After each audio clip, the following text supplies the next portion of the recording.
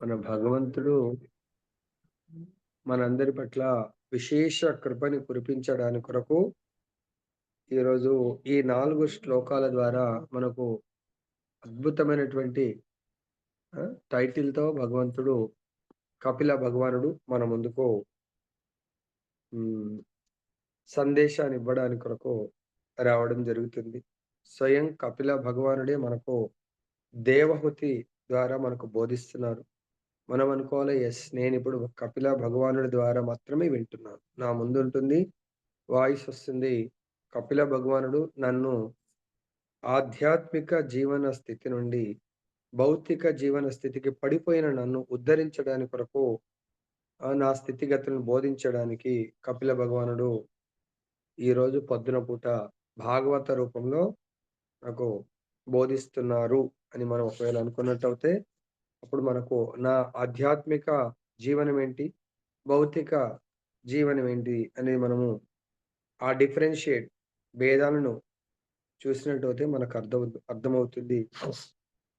భగవంతుడు ఇక్కడ చెప్తున్నారు కపిల భగవానుడు, జీవుడు ఒరిజినల్‌గా జీవుడనేది ఆత్మ. ఆ జీవుడు దేహాన్ని ధరించడము అనేది కారణం గుణ సంగస్య సత్ అసద్ యోని జన్మసు. ఓకే. ఈ సృష్టి ఆధ్యాత్మిక, భౌతిక రెండిటికి కూడా భగవంతుడే యజమాని. కాకపోతే ఆధ్యాత్మిక ప్రకృతి లేకుంటే ఆధ్యాత్మిక లోకాలు, వైకుంఠ లోకాలు లేదా గోలోక బృందావనం, సాకేతం, అయోధ్య, ద్వారక, పూరి జగన్నాథ్ ఇవన్నీ గూడా వైకుంఠ లోకాలు. ఇక అక్కడ వైకుంఠ లోకాలు శాశ్వతము.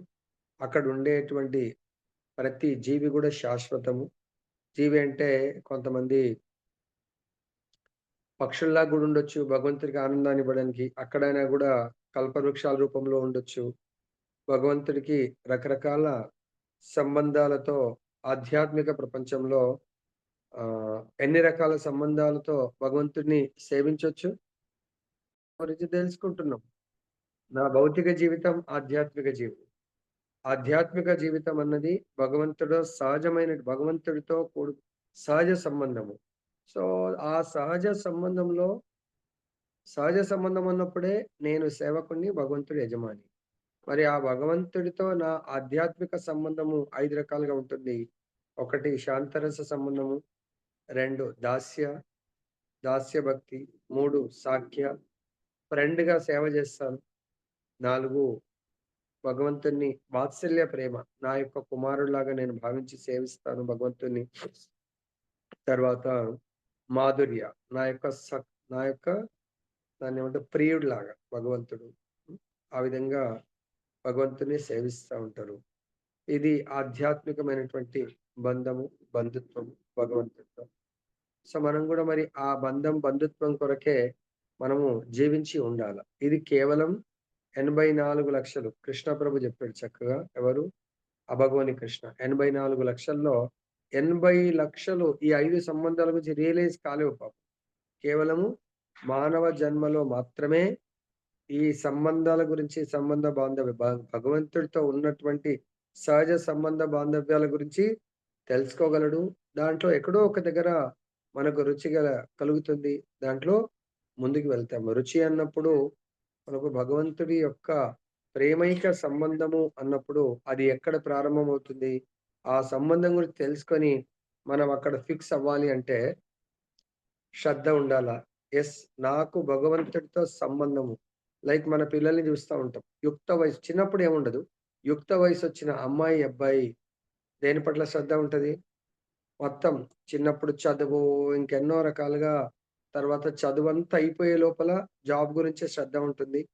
అదయిపోతుంది. నెక్స్ట్ ఇంకా శ్రద్ధ ఎక్కడికి టర్న్ అవుతది? అమ్మాయి, అబ్బాయినా గూడా. సో, ఒకవేళ ఆధ్యాత్మికంగా సంపూర్ణంగా లేనటువంటి అబ్బాయిలైతేనేమో వాళ్ళు అంటే సంపూర్ణంగా ఉన్నా, లేకున్నా గూడా సంపూర్ణంగా ఉన్నవాళ్ళేమో ఈ భౌతిక జీవితంతో ఇంక నాకు పని లేదు. ఎట్లయితే చతుర్కుమారులు. బ్రహ్మదేవుడంటాడు, భగవత్ ఆదేశము మీరు హ్మ్. దాన్నేమంటారు? జీవుల ఉత్పత్తి కొరకు మీరు ప్రయత్నం జేయాలని జెప్పేసి అంటారు. వాళ్ళంటారు జీవుల ఉత్పత్తి పట్ల మాకు పెద్ద ఇంట్రెస్ట్ లేదని జెప్పేసి వాళ్ళు భగవంతుడే మాకు దొరికిన తర్వాత ఇంక జీవుల ఉత్పత్తి ఏంటని వాళ్ళు బ్రహ్మదేవుడి యొక్క ఆజ్ఞను తిరస్కరిస్తారు.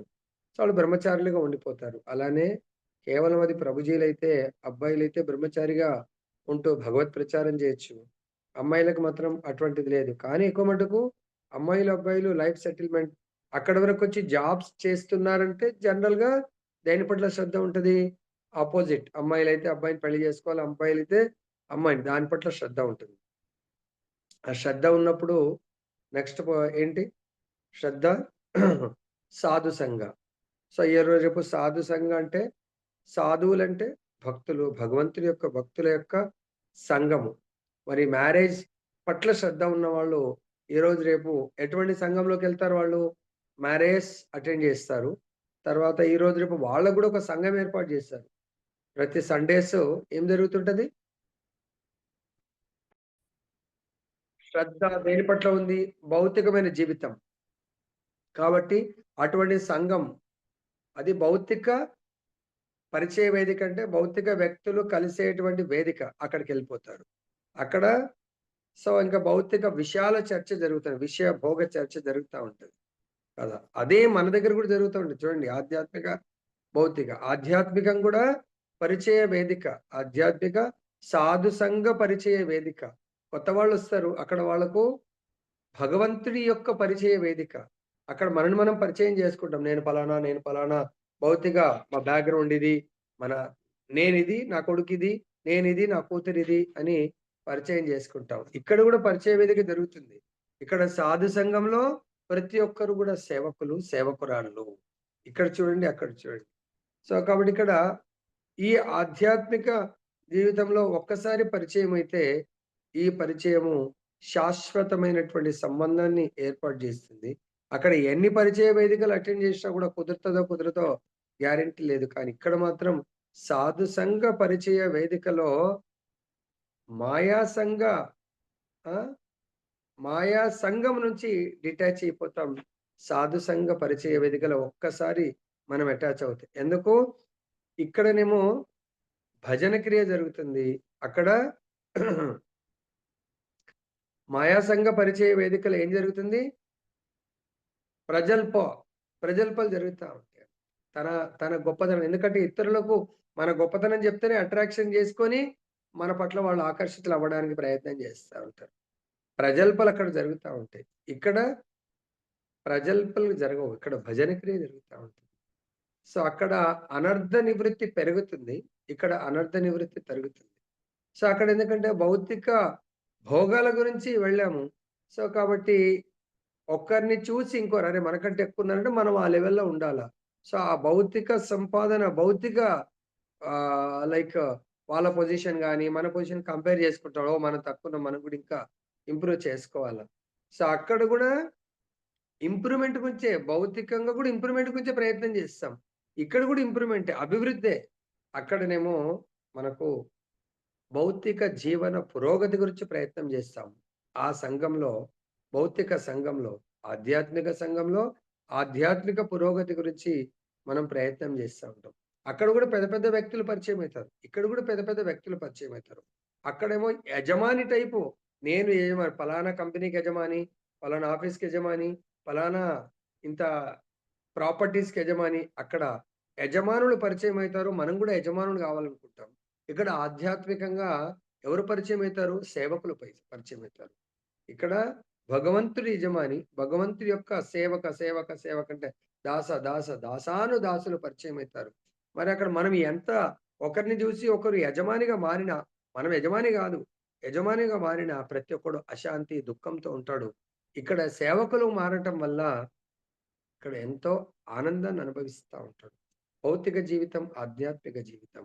ఆధ్యాత్మిక జీవితం నుంచి మనం ఒకవేళ పతనం అవుతున్నామంటే, ఆధ్యాత్మిక సంఘం నుంచి భౌతిక సంఘం పట్ల మనకు ఆసక్తి. ఆ ఆసక్తే మనని పతనం చేస్తా ఉంటది. అర్థమైందా? సో, ఇక్కడ గూడా ఏం జరుగుతది? అనర్థ నివృత్తి జరుగుతది. అక్కడ అనర్థ నివృత్తి పెరుగుతది. భౌతిక సంఘంలో అనర్థ నివృత్తి అనేది జరగదు. అనర్థాలు పెరుగుతాయి. ఆధ్యాత్మిక సంఘంలో అనర్థ నివృత్తి. మన లోపల అనర్థాలంటే ఏంటి? మనకు ఈ భౌతిక జీవనం పట్ల ఆసక్తి, ఇంద్రియ భోగ లాలసం. సో, లోభత్వము. సో, మనకు క్రోధ, కామం అంటే అనుభవించాలా కామం. కామం తీరినప్పుడు క్రోధము, మోహము, సో, లోభము, మదమాత్సర్యాలు. ఇక్కడ భౌతిక సంఘంలో అవన్నీ డెవలప్ అవుతాయి. ఆధ్యాత్మిక సంఘంలో ఆధ్యాత్మిక సంఘం అంటే సాధు సంఘంలో, ఆధ్యాత్మిక జీవితంలో, సాధు జీవితంలో మన యొక్క ప్రయాణము శాంతంగా ఉంటుంది. శాంతియుత ప్రయాణం. ఎందుకు? ఇక్కడంతా గూడా మన యొక్క మార్గమంతా గూడా ఏం మార్గం ఇది? మల్లెపూలు అనుకోవచ్చు, రోజ్ ఫ్లవర్స్ అనుకోవచ్చు, లోటస్ పెటల్స్. ఎందుకంటే ఈ మార్గంలో భగవంతుడు నడుస్తా ఉంటాడు. భగవంతుడి యొక్క శుద్ధ భక్తులు నడుస్తా ఉంటారు. ఆ భగవంతుడి శుద్ధ భక్తులున్న దగ్గరంతా గూడా లోటస్ ఫ్లవర్స్ ఈ మార్గం అంతా గూడా. సో, ఈ మార్గంలో మనకనిపిస్తుంది రోజ్ ఫ్లవర్స్. రోజ్ ఫ్లవర్స్‌కి ముళ్ళుంటాయి. స్టార్టింగ్ మనం దాన్ని తెంపాలన్నప్పుడు పువ్వులు గావు ఫస్టే. సో, ఆ చెట్టంతా గూడా మొక్క మొలకెత్తుతుంది. కానీ దానికన్ని ముళ్ళుంటాయి. దాన్ని పెంచాలంటే ఆ రోజ్ ఫ్లవర్‌ని పెంచాలి అన్నప్పుడు దానికంతా చాలా జాగ్రత్తగా ముళ్ళని డీల్ చేస్తూ పెంచాల.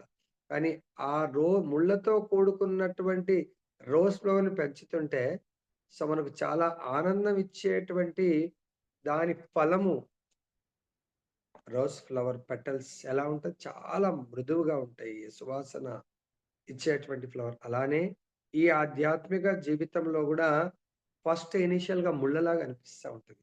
కానీ ఆ ముళ్ళతో కూడుకున్నటువంటి చెట్టుని చాలా జాగ్రత్తగా మనము హ్యాండిల్ జేసి పెంచితే ఎట్లయితే రోజ్ ఫ్లవర్స్ ఎలా ఉంటాయి? దాన్ని తెంపి స్మెల్ గాని, దాన్ని ఎవరైనా ఆచార్యులొచ్చినప్పుడు సో, రోజ్ పెటల్స్‌తో మొత్తం మార్గాన్ని దాని మీద నడుస్తా ఉంటే మెత్తగా అనిపిస్తా ఉంటుంది. అదే విధంగా పండ్లల్లో చాలా స్వీటెస్ట్ పండు. చాలా స్వీట్. షుగర్ వాళ్ళు ఆ పండుని తినొద్దంటారు. ఏ పండది? అది గూడా ముళ్ళతో కూడుకొనుంటది. ఆరోగ్యానికి గూడా చాలా మంచిది.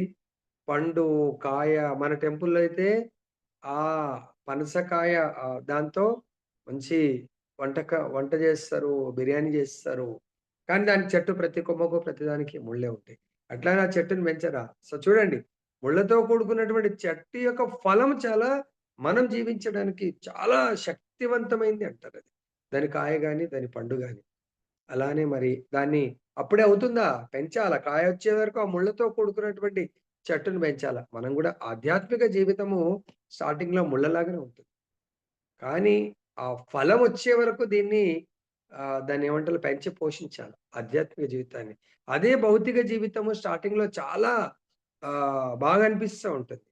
కానీ అది ఇప్పుడు చిన్నప్పుడు చాలా మంచిగా అనిపిస్తుంది. సో, చిన్న పిల్లల్ని ఎత్తుకోవడం తల్లిదండ్రికి కూడా చాలా ముద్దుగా అనిపిస్తుంది. చిన్నప్పుడు అందు గురించే దాన్నేమంటారు గదా! ఆహ్, ఆ! మొదటగా మనకు విషంలాగా ఉండేది. తర్వాత మొదట అమృతంలాగా అనిపించింది. అది తర్వాతంతా గూడా అది విషంలాగా ఉంటుంది. అదే విధంగా మన భౌతిక జీవితం అంతా గూడా అందరికీ పిల్లలు చిన్నగున్నప్పుడు లేకుంటే మ్యారేజ్ అయిన కొత్తలో ఆహా! జీవితం అంటే గురువుగారు ఏదో చెప్పారు గానీ, ఇది నిజమైన జీవితం ఎట్లా ఉంది? చాలా అద్భుతంగా ఉంది. కానీ గురువుగారి మాటలు తప్పు అని మనం అనుకుంటా ఉంటాం. కానీ నిజంగా అది కాదు. భౌతిక జీవితం వితౌట్ కృష్ణ అదంతా గూడా స్టార్టింగ్ నుంచి ఎండ్ వరకు ముళ్ళ జీవితమే. అర్థమైందా? అదే విధంగా ఆధ్యాత్మిక జీవితం స్టార్టింగ్ ముళ్ళలాగా అనిపించిన ఎండింగ్ ఇంకా అది మొత్తం అమృత పథంలాగా ఉంటుంది. ఏదైనా చూసుకోండి మీరు. ఇవి దాన్ని ఏ పండ్లంటారు? ఆహ్, ఈ ఈత పళ్ళు ఉంటాయి గదా! అవి గూడా ముళ్ళే ఉంటాయి. కానీ చాలా టేస్ట్ ఉంటాయి. మిగతా పళ్ళు ఎట్లా ఉంటాయో తెలీదు గానీ, అదే విధంగా ఆధ్యాత్మిక జీవితం గూడా అనర్థ నివృత్తి జరుగుతుంది. అక్కడ అనర్థాలు పెరుగుతాయి. తర్వాత ఇక్కడ నిష్ఠ. ఒక్కసారి ఆధ్యాత్మిక జీవితం పట్ల మనకు నిష్ఠ ఏర్పడిందనుకోండి, అప్పుడు మనకు ఆ ముళ్ళ బాటనేది తగ్గిపోతుంది. అదే ఒకవేళ భౌతిక జీవితం పట్ల సపోజ్ భౌతిక జీవితం అంటే ఏంటి ప్రభుజీ? ఆధ్యాత్మిక జీవితం అంటే మనం ఏంటి అని మనం తెలుసుకోవాలంటే, ఇక్కడ మనకు చెప్తున్నారు. మన యొక్క జీవితాన్ని 2 రకాలుగా ఆధ్యాత్మిక, భౌతికంతో పోలుస్తున్నారు. భౌతిక జీవితం హీన స్థితి. ఆధ్యాత్మిక జీవితం ఉన్నత స్థితి. ఈ హీన స్థితి అంటే ఈ దేహ సంతృప్తి అది నిజంగా మనం చూడండి భౌతికంగా ఫుడ్ తీసుకోండి, నిద్ర తీసుకోండి. ఏదైనా గూడా ఎక్కువ ఫుడ్ తింటే స్టమక్ జీర్ణింపజేయలేదు. ఎక్కువ స్వీట్స్ తింటే షుగర్ రావచ్చు. ఎక్కువ షుగర్ సాల్ట్ తింటే సో, వాటెవర్ భౌతిక జీవితంలో మనకిష్టం అని జెప్పేసి ఎక్కువ తింటే ఈ శరీరము పాడైపోతుంది భౌతికంగా. సో, నాకెక్కువ కార్ నడపడం ఇష్టమని బండి టూ వీలర్ నడపడం బుల్లెట్ అని జెప్పేసి రోజుకో 2, 3 వందలు నడపండి. ఈ బ్యాక్ పెయినొచ్చేస్తుంది. సో, అలా ఏది తీసుకున్నా గూడా మనం భౌతికంగా అది లిమిటేషన్స్ ఉంటాయి. లిమిట్ దాటితే ఈ శరీరం పాడైపోతుంది. అదే ఆధ్యాత్మికంగా మనం జూసినట్టయితే దానికి లిమిట్‌లెస్. ఆ లిమిట్ లేకుండా శ్రవణం 24 అవర్స్ శ్రవణం జేయండి. ప్రాబ్లమ్ లేదు. సో, భగవంతుడి యొక్క భగవంతుడికి 24 అవర్స్ కీర్తన జేయండి. ప్రాబ్లమ్ లేదు. అర్థమైందా? భగవంతుడికి సంబంధించింది ఏది చేసినా గూడా దాంట్లో మనకు ఎటువంటి నష్టం లేదు. కానీ మనం భగవంతుడిది చేయలేకపోతున్నాము. కారణం ఏంటంటే, ఇక్కడ 2 రకాలుగా చెప్తున్నానంటూ. 2 దశల కర్మలు మనము ఈ మాయా ప్రభావం వల్ల మనము చేస్తున్నాం. నంబర్ 1 ప్రక్షేపాత్మికము. రెండవది ఆవరణాత్మికము. సో, ఇక్కడ ఆవరణాత్మికం అంటే మన యొక్క నిజ జీవితము, ఆధ్యాత్మిక జీవితము. నేను అనే ఆత్మ అనే చైతన్యం. నేను ఆత్మ అని ఆ భావనను ఈ భౌతిక భావన అనేది కవర్ చేస్తుందన్నట్టు. ఈ మాయ కప్పివేస్తుంది. దాని తర్వాత ఆ మాయచే అంటే నేను ఆత్మను అనే భావనను తొలగించి కప్పివేసి నేను దేహాత్మ భావనని తీసుకొనొచ్చేదే ఈ దాన్నేమంటారు? ఆవరణాత్మ. ఆవరణ అంటే కప్పివేస్తుంది. ఎప్పుడైతే ఆ మాయ అలా కప్పివేస్తుందో మనము ప్రక్షేపాత్మికము. మనం పతనమవుతాం. అంటే పతనం అంటే ఇక్కడ మన జీవన విధానం ఎలా అవుతుంది?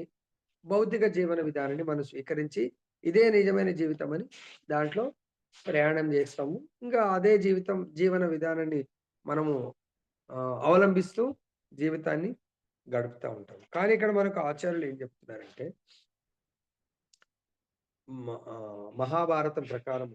మహాభారతంలో శ్లోకం ప్రకారము ఆహార నిద్ర భయమైతునం చ సమన్యమేతత్ పశుభిర్నరాణాం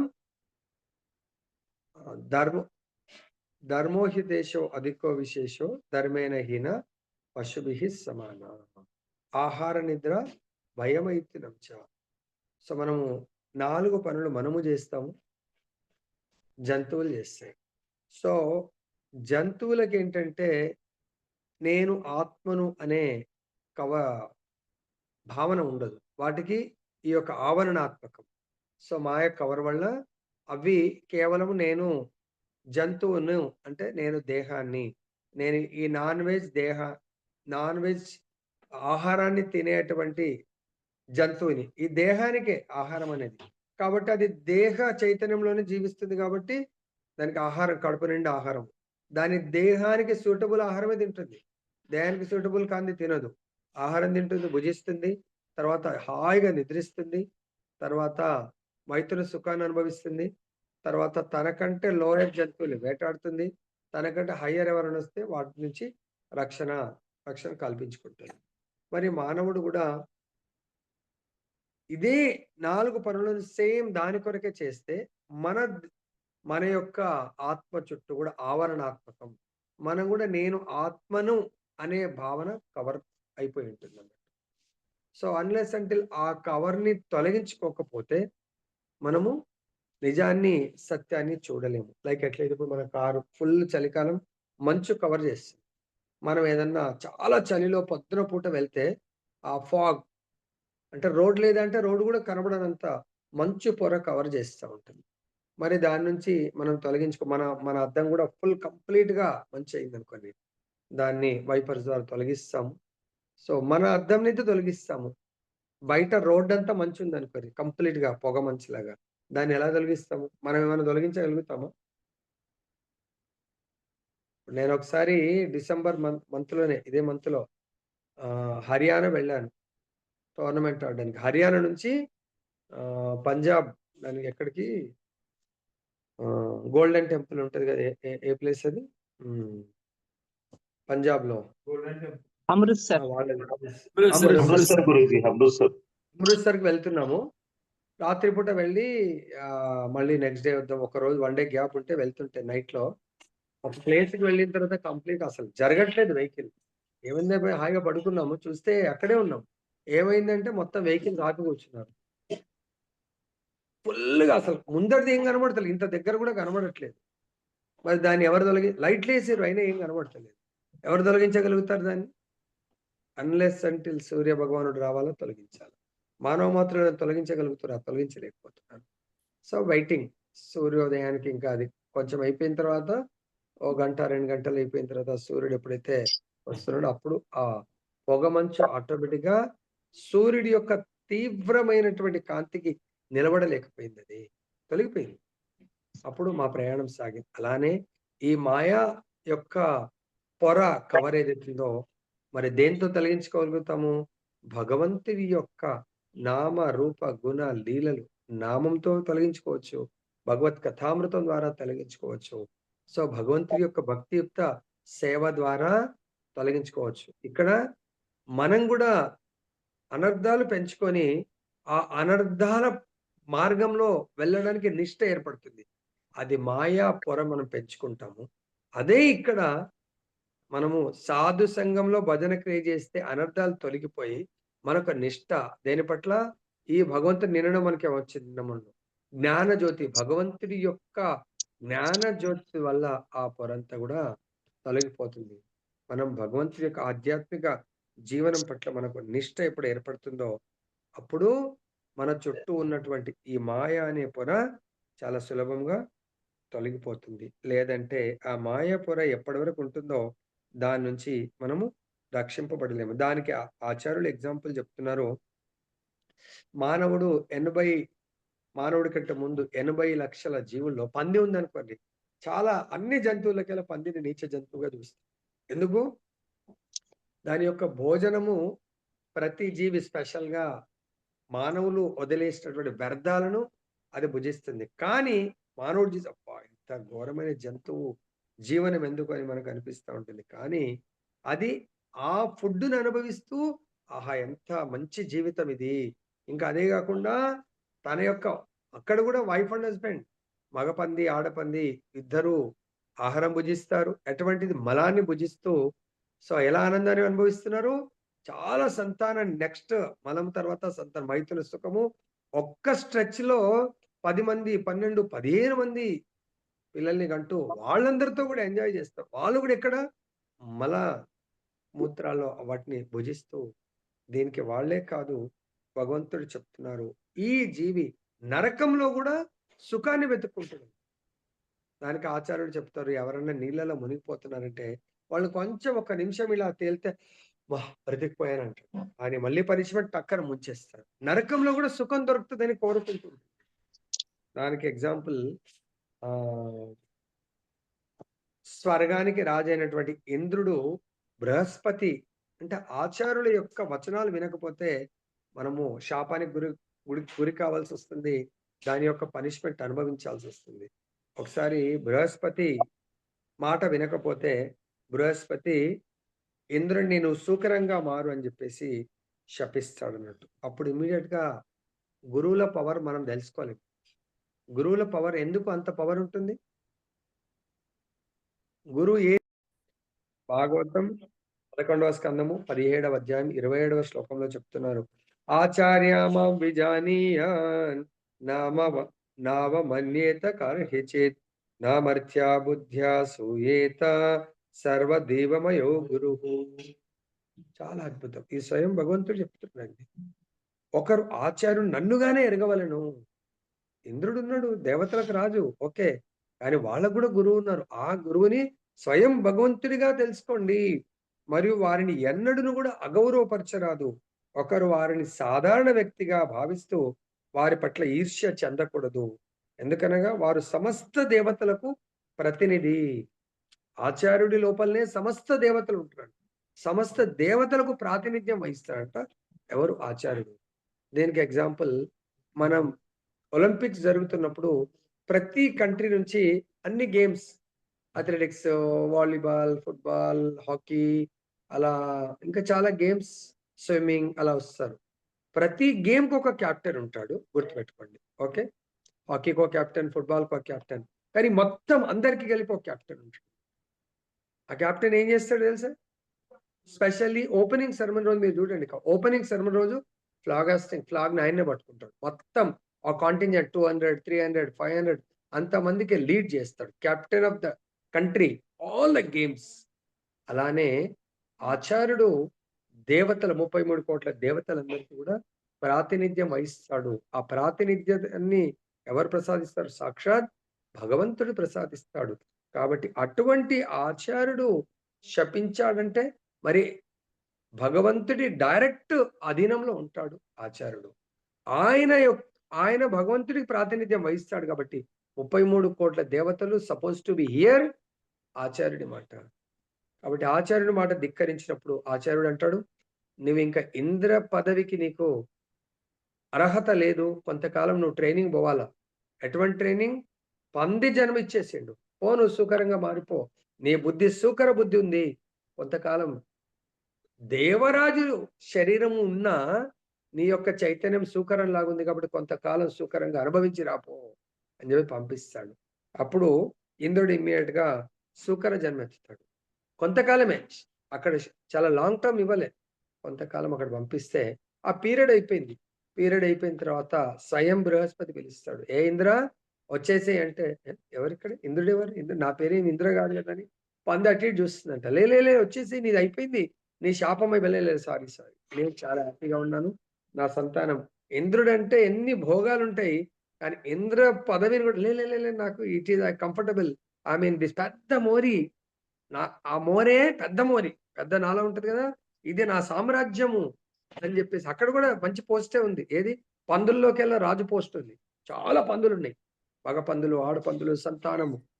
ఎట్లయితే గజేంద్రుడికి 100 మంది ఎట్లా ఉన్నాడో, ఈ ఇంద్రుడికి గూడా పెద్ద పందుల సంతానమే. నేను చాలా కంఫర్టబుల్‌గా ఉన్నా. ఇది నా సామ్రాజ్యము, నా రాజ్యము, నా ప్రజలు, నా ఫ్యామిలీ. ఈ మోరియే నా యొక్క ఆ! రాజ్యము, కింగ్‌డమ్ కోట అని జెప్పేసి అనుకుంటా ఉంటే ఇంక బృహస్పతి "అరేయ్! నా వల్ల కాదని" చెప్పేసి బ్రహ్మదేవుడికి చెప్తే, అప్పుడు బ్రహ్మ మళ్ళా తన నిజతత్వాన్ని ఆయన కాన్షియస్ ఇచ్చేసి, అప్పుడు "రా ఇంద్ర" అంటే, లేదు నాకు ఇంద్ర పదవి వద్దు. ఇక్కడ ఇదే పదవి బాగుందంట." అంటే ఎందుకంటే ఆ లీల జరిగింది మనలాంటోళ్ళం. మనకు చెప్తున్నాడు భగవంతుడు ఈ యొక్క శాస్త్రం ద్వారా. ఏమని చెప్తున్నాడు? "తీసుకెళ్ళండి సార్ భోజనానికి మా దగ్గరికి రండి సార్. డిన్నర్‌కి మా దగ్గరికి రండి సార్. కొంచెం సేపు భజన అటెండ్ చేయించి ఏమండి చుట్టాలు గదా! వాళ్ళు ఇగ సిటీ అంతా చేస్తారు." ఇది మన చైతన్యం అన్నమాట. మనం నా ఇంటిని వదిలిపెట్టము. గృహాన్ని తర్వాత ఈ గృహంలో బంధించేటువంటి వీళ్ళని గూడా మనం వదిలిపెట్టలేకపోతున్నాము. కాబట్టి మళ్ళీ బ్రహ్మ వచ్చేప్పుడు చెప్పినప్పుడు ఆయన తిరిగి వెళ్ళడం జరుగుతుంది. కాబట్టి మనం గూడా ఈ బద్ధ జీవనం పట్ల ఎంత అనురక్తి అంటే దాని పట్ల మనం తీవ్రంగా ప్రభావితులమవుతున్నాం తప్ప దాని నుంచి బయటపడలేకపోతున్నాం. దాని నుంచి ఒకవేళ ఈ మాయా మోహం నుంచి బయటపడాలంటే మనకు భగవంతుడు చెప్తున్నారు. ఈ భౌతిక జగమందలి సమస్తమును త్యజించి నన్ను శరణు పొందుము. నేను సంపూర్ణ రక్షణను ఒసగుతాను అని భగవంతుడు చెప్తున్నాడు.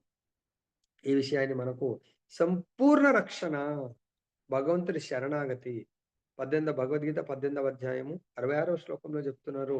సర్వధర్మాన్ అన్ని ధర్మాలు సర్వధర్మాన్ పరిత్యజ్య మాం ఏకం మాం ఏకం అంటూ సింగులర్ సర్వధర్మాన్ అసలు ధర్మం అన్నప్పుడు మనం భౌతికంగా చూస్తే భౌతిక జీవితం, ఆధ్యాత్మిక జీవితం.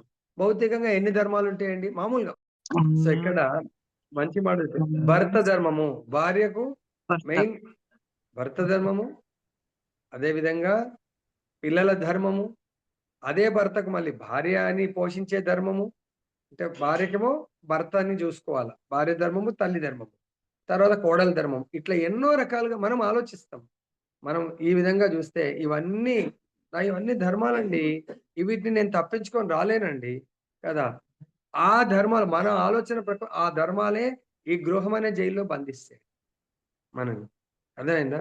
ఇంకా కొంతమంది మా జైని శ్రీనివాస్ ప్రభు చెప్పినట్టుగా ఇంకా కుల ధర్మం. కులంలో పోవాలా ప్రభుజీ. ఇయాల సాటర్‌డే సాధు సంఘం రాలేను ప్రభుజీ. ఇయాల సెకండ్‌గా మా కుల మీటింగ్ ఉంది ప్రభుజీ. రేపంటే రేపు ఇంటి దగ్గర ఒక కులం మీటింగ్ ఉంటది. రేపు ఇంకో కులం మీటింగ్ ఉంటదంటారు. ఇంకేమంటారు ఇంకో దావత్ అంటారు. ఇక ఈ ఈ ధర్మాలని తప్పించుకోదు. ఎంత ఏజ్ ప్రభుజీ? నా 85 కాబట్టి నన్ను కొంచెం హానరరీ పోస్ట్ ఇచ్చిర్రు ప్రభుజీ. నాకు అధ్యక్షులు వేరు. దాని ఇంకో అధ్యక్షులు పోస్ట్ ఇగ పోవాలి కదా! 85 ఏళ్ళు ప్రభు, 80 ఏళ్ళు ప్రభు, 70 ఏళ్ళు. ఏం అధ్యక్షులు ఏం చేస్తారు ప్రభుజీ? చెప్పండి. నిజమైన పోస్ట్‌లు మనకు గావాల్సింది భగవంతుడి దగ్గర సేవక పోస్ట్. ఈ సర్వధర్మాలంటే ఇవే అన్నట్టు. మామూలుగా ఆధ్యాత్మికం ప్రకారము మనకు ధర్మాలు ఎన్ని రకాలు? రామాయణంలో మనం తెలుసుకున్నాం. భౌతికంగా మనం ఏదైతే ఆలోచిస్తున్నామో ఈ ధర్మాలను, ఈ ధర్మాలను ఆధ్యాత్మిక ధర్మాలుగా మార్చుకోమన్నాడు. త్యజించమంటే సీతమ్మ వారు ధర్మాన్ని పాటించారు. ఏ ధర్మాన్ని? ఆధ్యాత్మిక ధర్మాన్ని పాటించింది. స్వామివారిని సేవించే ధర్మం. లక్ష్మణుడు కూడా పాటించాడు. ఆధ్యాత్మిక ధర్మం.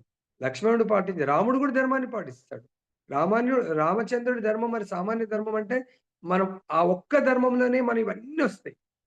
దీనికి గూడా రామచంద్రుడిలాగా మనం ధర్మాన్ని పాటించాలా. కృష్ణుడిలాగా ధర్మాన్ని పాటించాలా. భగవంతుడు అవతరించినప్పుడు ఏవైతే ధర్మాన్ని మనకు అందుకొచ్చే ధర్మంతు సాక్షాత్ భగవత్ ప్రణీతం. భగవంతుడు చెప్పడమే కాదు చేసి చూయించడానికే లీలలు చేస్తాడు. చైతన్య మహాప్రభు పాటించాడు ధర్మాన్ని. రామచంద్రుడు పాటించాడు. కృష్ణుడు పాటించాడు. చైతన్య మహాప్రభు. కృష్ణుడికి ప్రియాతి ప్రియమైనటువంటి వాళ్ళెవరు? కృష్ణుడికి చాలా ప్రియమైన వాళ్ళు. అర్జునుడు. ద్రౌపది. బృందావన్ ధామ్, బృందావన్ భక్తులు అందరికంటే కృష్ణుడి ప్రియమైన వాళ్ళు టాప్ లెవెల్. ఇంకా గోపీస్, రాధారాణి, గోపికలు, అక్కడ ఉన్నటువంటి వాత్సల్య ప్రేమను అందిస్తున్నటువంటి యశోదమాయి, నందుబాబా, గోప సకాస్, వీళ్ళ తర్వాతనే వేరే వాళ్ళు. వృందావన్ సర్కిల్, ఒక ఆచార్యుడు చెప్తున్నారు, వృందావన్ ఆ సర్కిల్ బ్రజమండల్ సర్కిల్ నుంచి అంట కృష్ణుడు ఒక స్టెప్ కూడా, 2 కాళ్ళు అయితే ఒక్క కాలు కూడా వేయడంట. ఇట్లా అది ఒక స్టెప్. మనం కదా సీతమ్మ వారు కదా రావణాసుడికి భిక్షం వేయడానికి కొరకు ఇట్లా వెళ్ళడానికి పోయి ఇట్లా పవర్ అంటే వీడు తీసుకోవడానికి వెళ్దాం అనుకుంటాడు గీత దాటడానికి. సో అగ్ని, ఆ జ్వాలలు సీతమ్మ వారికి కనబడి వీడికే కదా, అమ్మో ఇదేదో డేంజర్ ఉందని ఇటుండి నువ్వే రా అమ్మ బయటకు అంటాడు. అలా కృష్ణుడు ఆ రేఖని దాటడం. భగవంతుడికి భక్తుల పట్ల అంత సర్వ ఆకర్షణ. భక్తులకు భగవంతుడి పట్ల, భగవంతుడికి భక్తుల పట్ల. అందుగురించి బృందావన్ కృష్ణ ఎప్పుడు కూడా వ్రజధామం దాటడంట. అక్కడ వెళ్ళింది విష్ణు భగవానుడే, వాసుదేవ కృష్ణనే. ఆ అక్రూరుల వారితో వెళ్ళిపోతారంట. అది కూడా మొన్న ఒక మహారాజ్ చెప్తుంటే విన్నాను. అప్ టు ఎక్కడి వరకు వస్తాడు? ఎక్కడైతే అక్రూర్ ఘాట్ అక్కడి వరకు బృందావన్ కృష్ణ వచ్చి, అక్కడ మొన్న లీల చెప్పాను కదా, అక్రూర్ల వారపు సంధ్య మధ్యాహ్నం అయింది. అక్కడ యమునాలో స్నానం చేయడానికి వెళ్తాడు కదా. వెళ్ళినప్పుడు ఆయన పైకి ఆయన వెళ్ళి సంధ్యావందనం, ఆయనకు ఒక గిఫ్ట్ ఏంటంటే 5 అవర్స్ లోపలనే ఉండి కూడా నీళ్ళ లోపల కూడా గాయత్రి చేసే కెపాసిటీ ఉందంట. నీళ్ళ లోపల కంప్లీట్ గా చేస్తా ఉంటే ఆయనకు నీళ్ళ లోపల భగవంతుడు విష్ణువు యొక్క దర్శనం తప్పి. ఫస్ట్ ఏమో సేమ్ కృష్ణ బలరాములు కనబడతా ఉన్నారు. తర్వాత ఆయనకు 2-3 సార్లు అయిన తర్వాత ఇదేంటి అని చూస్తే పైన ఉన్నారు పిల్లలు. ఏమన్నా నేను కిందికి లోపలికి దిగినా అని వాళ్ళు కూడా వచ్చి నీళ్ళలో స్నానం చేయడానికి వచ్చారా అని చూస్తే పైన ఉన్నారు. తర్వాత ఫైనల్ గా ఇదేంటి మాయ, భగవంతుని మాయ నాకు అర్థం అవ్వట్లేదు ప్రభు, మీ మాయ ఏంటి అని భగవంతుని వేడుకుంటే అప్పుడు అదే బలరాముడు అనంత శేషులాగా మారిపోయాడంట. అదే కృష్ణ భగవానుడు విష్ణువులాగా మారిపోయాడంట.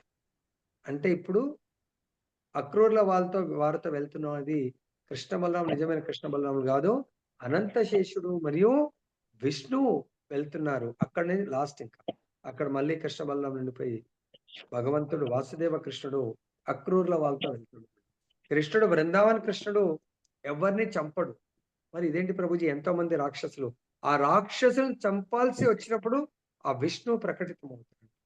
ఆ వాసుదేవ కృష్ణుడే బృందావనంలో ఉన్న రాక్షసులందరినీ కూడా సంహరించే జరుగుతుంటారు. బృందావన్ కృష్ణ ఎప్పుడు కూడా ఆయన మాధుర్య రసము, వాత్సల్య రసంలోనే ఆయన మునుగుతాడు తప్ప ఈ సంవారక దాంట్లో భగవంతుడు ఇన్వాల్వ్ కాడు. సో కాబట్టి ఇక్కడ మన లోపల కూడా ఇటువంటి భౌతికమైనటువంటి ఈ చైతన్యాన్ని మనం తొలగించుకోవాలంటే భగవంతుడి యొక్క సామాన్య ధర్మము. ప్రభుజీ మ్యూట్ చేయండి ప్రభుజీ. రామచంద్రుడు ఏదైతే అద్భుతమైన ఈ మానవ లీలలో అంటే మానవులందరూ ఎలా ఉండాలి, ఆదర్శవంతమైనటువంటి కుమారుడు, ఆదర్శవంతమైనటువంటి శిష్యుడు, గురువుకు శిష్యుడు, ఆదర్శవంతమైనటువంటి పరిపాలన కొరకు రాజు, ఆదర్శవంతమైనటువంటి సఖా మిత్రుడు, ఆదర్శవంతమైనటువంటి భర్త. ప్రతి రోల్ మోడల్. రామచంద్రుడు రోల్ మోడల్ అన్నట్టు. అందుగురించే సీతమ్మ వారు కూడా రోల్ మోడల్. లక్ష్మణుడు రోల్ మోడల్. భరతుడు వాళ్ళ యొక్క ఆ నలుగురి యొక్క, ఐదుగురి యొక్క లైఫే రోల్ మోడల్ అన్నట్టు. మరి అది తీసుకోవాలి. అక్కడ ఈ సర్వధర్మం అంటే ఆ ధర్మాన్ని కాదు త్యజించమంటుంది. మన యొక్క ఈ భౌతిక ధర్మాలను ఏదైతే మనం ఆలోచిస్తున్నామో వీటిని త్యజించండి అని భగవంతుడు చెప్పి, ఎప్పుడు త్యజించగలుగుతారు? సర్వధర్మాన్ పరిత్యజ మాం ఏకం. నాకు శరణాగతి పొందినప్పుడు మీ భౌతిక ధర్మాలని త్యజించబడి ఆధ్యాత్మిక ధర్మాలు మీ లోపల పునరుత్పత్తి, అభివృద్ధి జరుగుతుంది. ఏంటి ఆధ్యాత్మిక ధర్మాలు? రామచంద్రుడు లాంటి సామాన్య ధర్మము, లక్ష్మణుడు లాంటి విశేష ధర్మము, భరతుడు లాంటి విశేష ధర్మము, శత్రుఘ్నుడు లాంటి విశేష ధర్మాన్ని భగవంతుడు మనకు ప్రసాదిస్తాడు. లక్ష్మణుడి యొక్క విశేష ధర్మం ఏంటి? ఈ సామాన్య ధర్మం అంటే మనం రోల్ మోడల్ పక్కాగా శాస్త్ర ప్రకారము భర్త, భార్య, తర్వాత కుమారుడు, ఇవన్నీ కూడా శాస్త్ర ప్రకారము అన్నప్పుడు మనం భగవంతుని సెంటర్, గృహస్థ ఆశ్రమము, మన ఇంటిని ఆశ్రమంగా మనం చేసుకొని జీవిస్తూ ఉంటాము. మనం కూడా ఈ దేహాన్ని దేవాలయంగా మార్చుకుంటాం. ఈ దేహాన్ని ఈ యొక్క గృహబంధ కూపంలాగా మార్చాం. అర్థమైందా? సో నెక్స్ట్ ప్రమోషన్ ఏమొస్తుంది మనకు? విశేష ధర్మము. కేవలం భగవంతుడి యొక్క వపు సేవ, భగవంతుని సేవించాలి అనేది.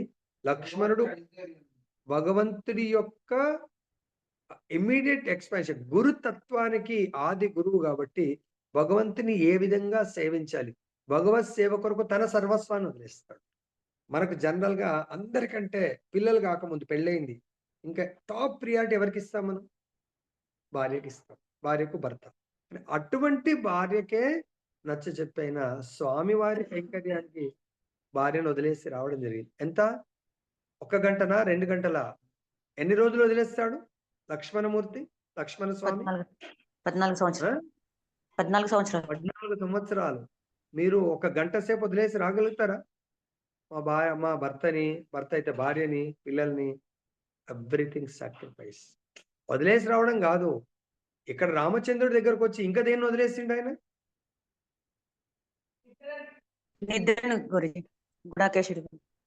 ఎన్ని రోజులు? 14 సంవత్సరాలు నిద్రని జయిస్తాడు. ఎవరు?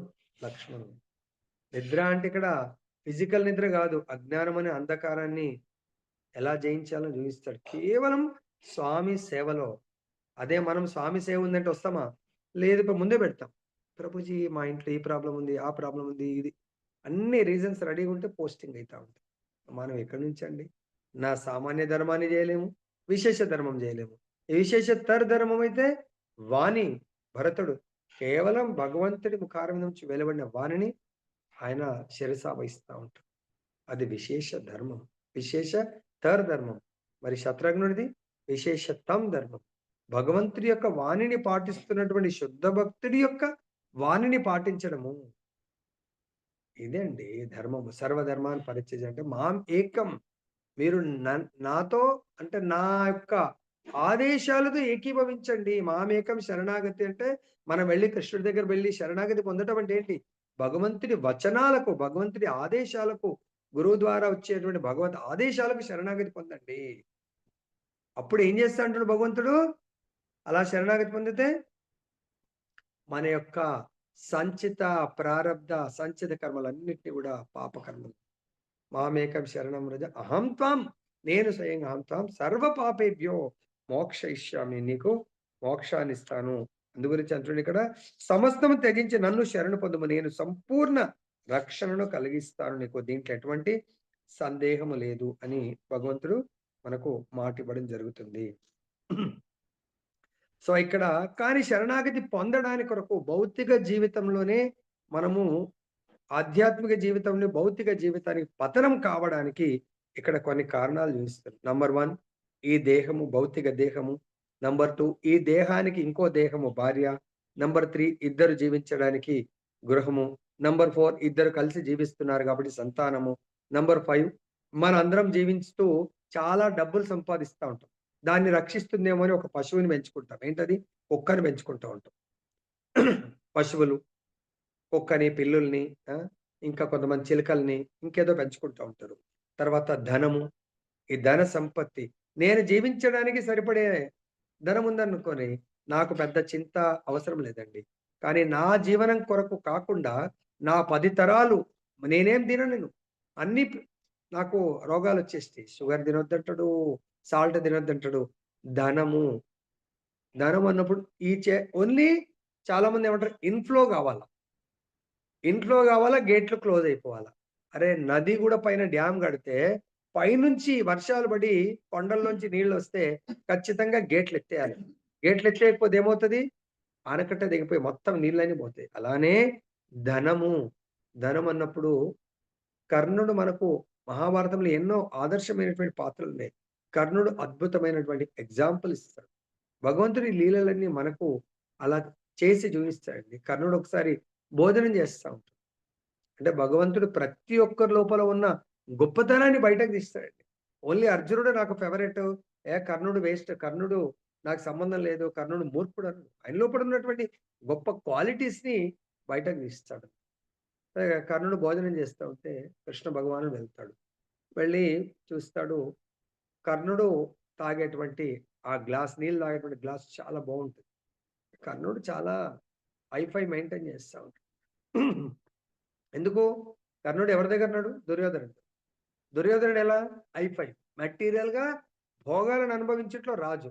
మరి ఆయన సాంగత్యంలో ఉంటే వాళ్ళకి గూడా అదే వస్తది గదా! ఆ గ్లాస్ చూసి తింటా ఉంటాడు. "ఏ కర్ణ ఈ గ్లాస్ చాలా బావుంది నాకిస్తావా?" అంటాడు. ఇమ్మీడియేట్‌గా అట్లా కృష్ణుడి దగ్గర నుంచి మాట వెలువడ్డదో లేదో, "కృష్ణ తీసుకో" అంటాడు లెఫ్ట్ హ్యాండ్‌తో.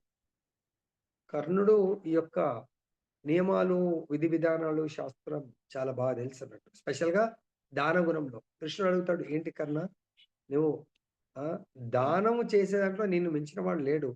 కానీ దాని యొక్క విధి విధానాలు గూడా తెలుసు. లెఫ్ట్ హ్యాండ్‌తో దానం ఇస్తున్నావేంటి కర్ణ" అంటాడు. అప్పుడు కర్ణుడు చెప్తాడు, "ప్రభు దానము ఆపర్చునిటీ వస్తే క్షణకాలం గూడా వెయిట్ చేయొద్దు. ఎందుకంటే ఈ యొక్క నా మనస్సు నా ఇంద్రియాల్ని కంట్రోల్ చేస్తది. ఇంద్రియాలంటే నా చేత్తో దానం ఇవ్వాల.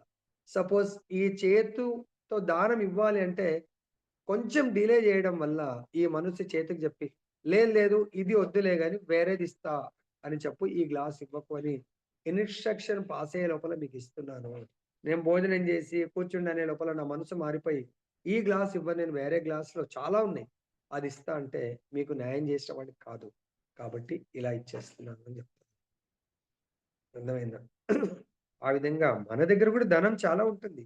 కానీ ఆ ధనాన్ని కర్ణుడు భగవంతుడికిస్తే మరి మనం డైరెక్ట్ భగవంతుడికి ఎలా ఇవ్వచ్చు? భగవంతుడి యొక్క సేవకివ్వచ్చు.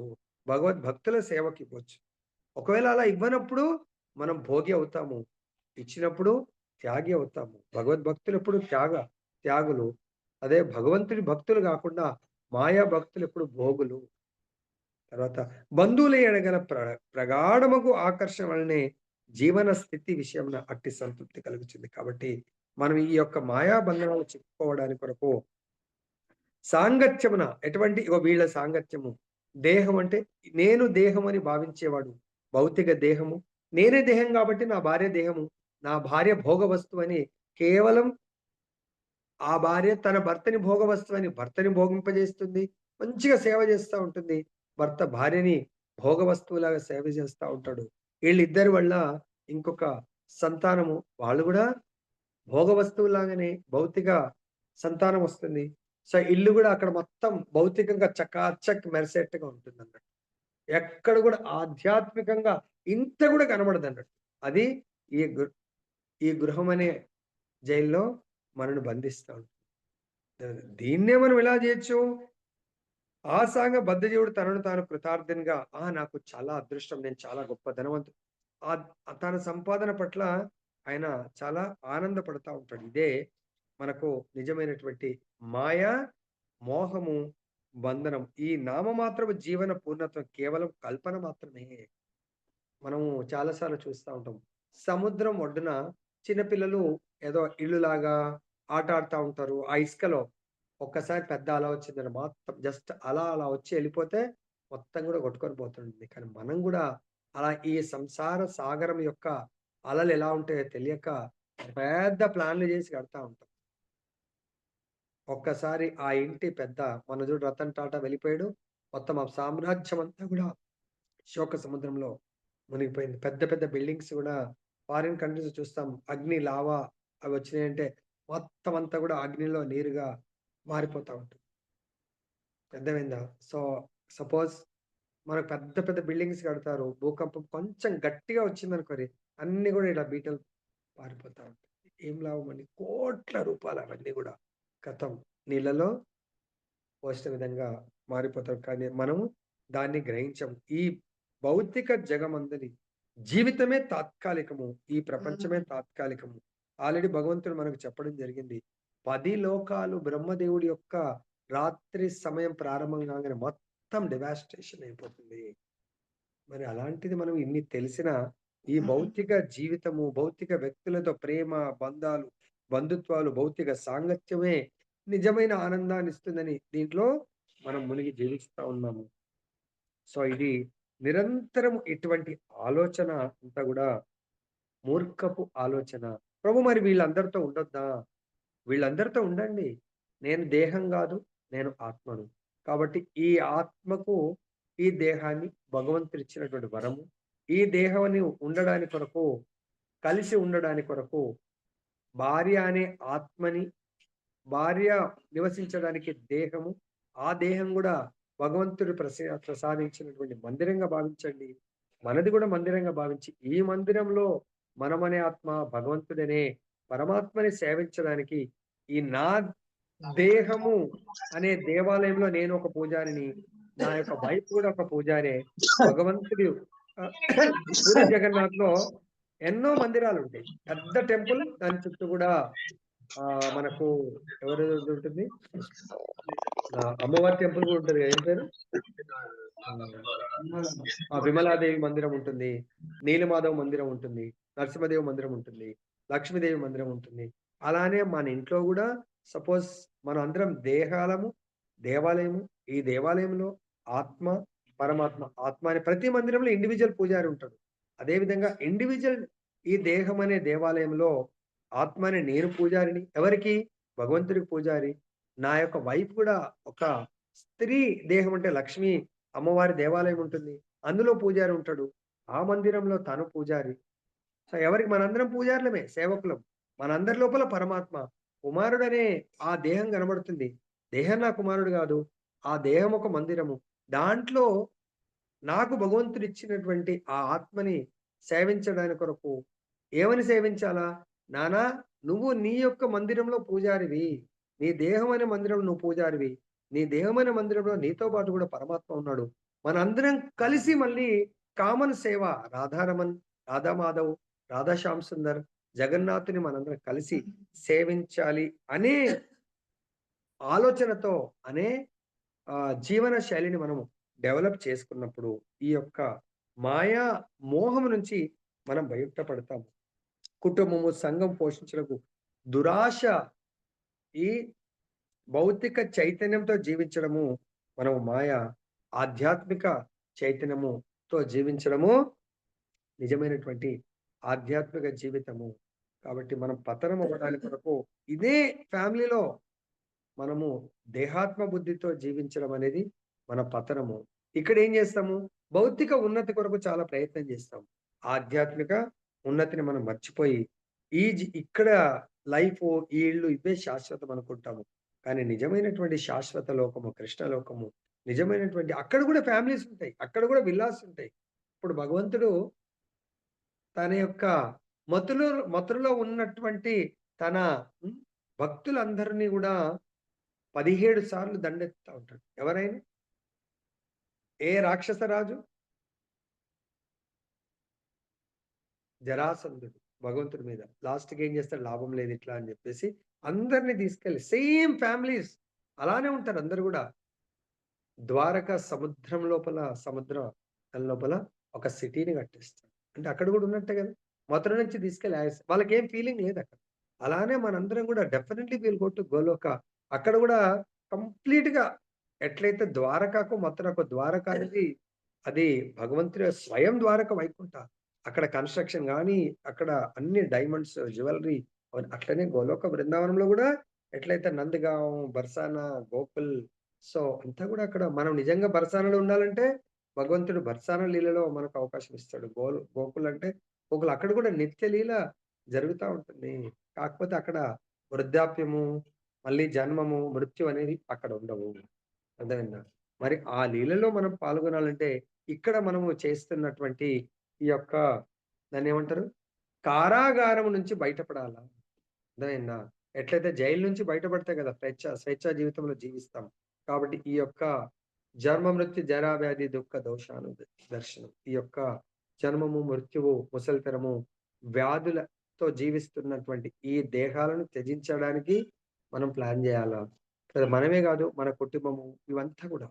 తప్పుగా భావించకండి. ఎవరైనా జైలుకి వెళ్తే బయటకు రావాలనుకుంటారు.